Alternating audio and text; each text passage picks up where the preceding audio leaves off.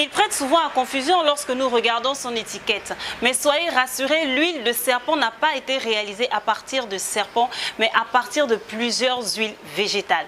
Aujourd'hui, sur La Minute Beauté, nous allons à la découverte de l'huile de serpent. Alors, restez connectés. À tout de suite.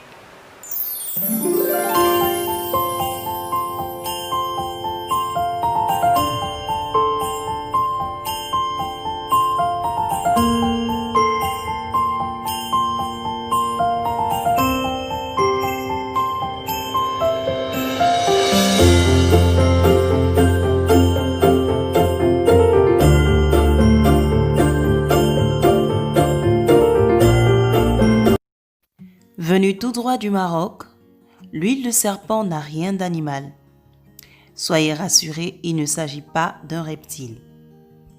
L'huile de serpent ou encore l'huile de cobra tient son nom d'un épisode de la mythologie grecque durant lequel Athéna, jalouse de l'amour que Poséidon porte à la belle Méduse, transforme la sublime chevelure de la jeune femme en serpent.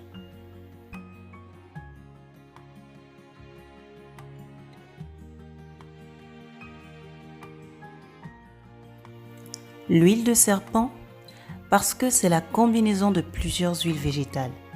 Elles cumulent tous leurs bienfaits en une seule application. Le plus souvent sur les cheveux, mais aussi sur le visage ou les zones sèches du corps. Voyons maintenant, c'est quoi exactement l'huile de serpent et quelles sont ces huiles végétales qui la composent.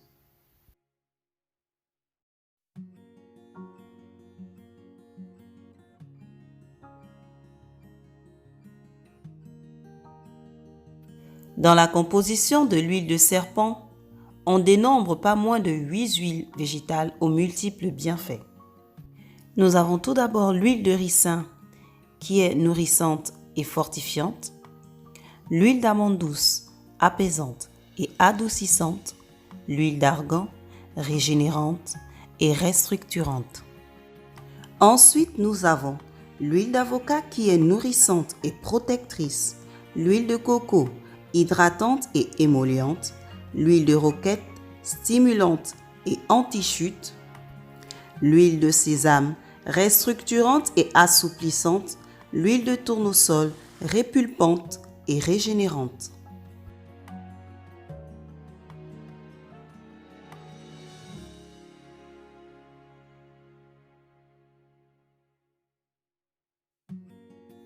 Appelée aussi l'huile de cobra, ce produit exceptionnel est idéal pour les cheveux abîmés, cassants, ternes ou secs.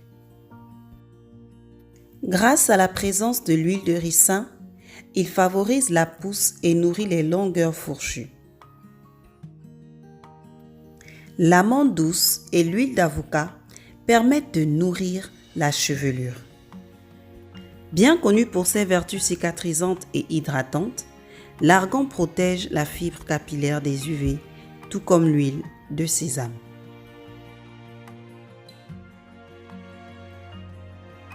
Quant à l'huile de coco, elle fortifie la chevelure et accentue la brillance. Le tournesol et la roquette assainissent le cuir chevelu. La synergie de ces différents éléments permet de redonner vie aux cheveux fatigués. On dit même que l'huile de serpent peut réparer les cheveux brûlés.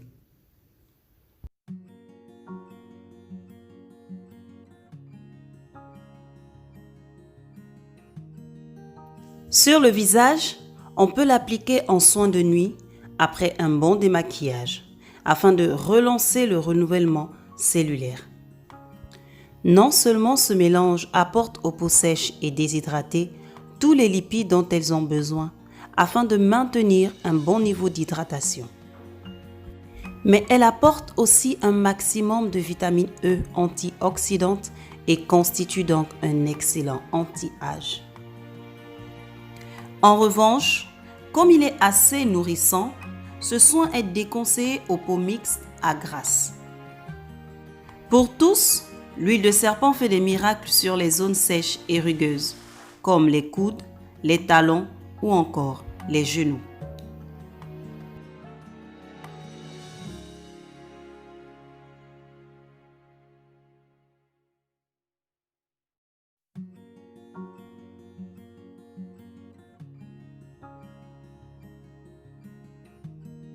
Elle est utilisée depuis des générations au Maroc et au Moyen-Orient.